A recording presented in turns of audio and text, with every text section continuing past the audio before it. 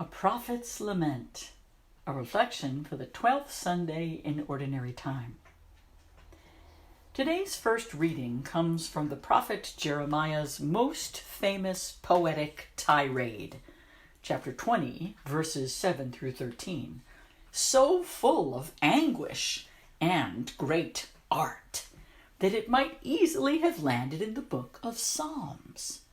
There it would bear the scholarly label Psalm of Individual Lament, and number among many such complaints in the hymnal of Israel.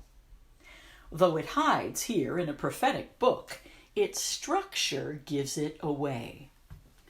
In verses 7 through 9, not included in today's selection, we find Jeremiah crying out to God with blatant audacity. "You duped me, O Lord!"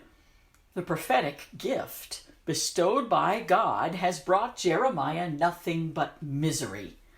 The word of the Lord has brought me derision and reproach all the day. He's frustrated, exhausted, and spiraling down into despair. Even shutting his mouth does not help, for the word of the Lord trapped inside burns like fire. After this opening gambit, the prophet goes on to describe his lamentable situation in more detail, and we, gathered this Sunday, listen in.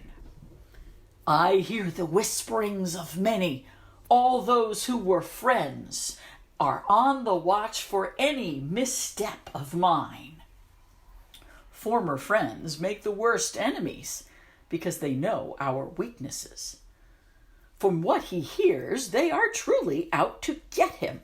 "Perhaps he will be trapped. Then we can prevail and take our vengeance upon him." What can Jeremiah do but call upon the Lord? His message, full of violence and outrage, has driven away his friends. He has no one to turn to, no one but the God who has called him. Therefore, he puts the enemies in God's hands. "O Lord of hosts, you who test the just, who probe mind and heart, let me witness the vengeance you take on them, for to you I have entrusted my cause." Notice also how Jeremiah acknowledges that the Lord may be using the enemies to test him. As the saying goes, what does not kill us makes us stronger. Even prophets who hear the voice of God in a profound and personal way, whose intimate relationship with God empowers their witness. Yes, even these biblical superheroes have bad days, when the voices without drown out the voice of God within. The discipline of ritual prayer, in this case the structure of the individual lament, guides Jeremiah to pour out his complaint, to remember God's promise of presence. "But the Lord is with me like a mighty champion," and come to a moment of letting go and turning over the problem to God. Finally, he can say, "Sing to the Lord, praise the Lord, for he has rescued the life of the poor from the power of the wicked." Thus does this form of ritual prayer ease the journey from plea to praise. We experience this movement in today's selection from Psalm 69, an individual lament par excellence. As with Jeremiah, the psalmist's complaint lands squarely at the feet of God.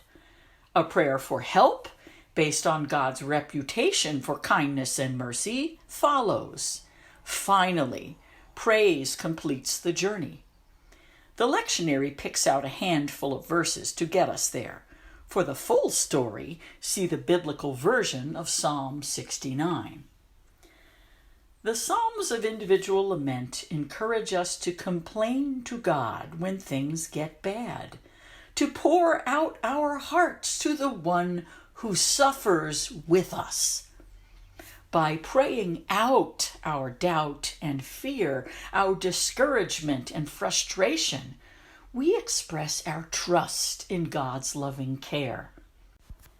Think about it.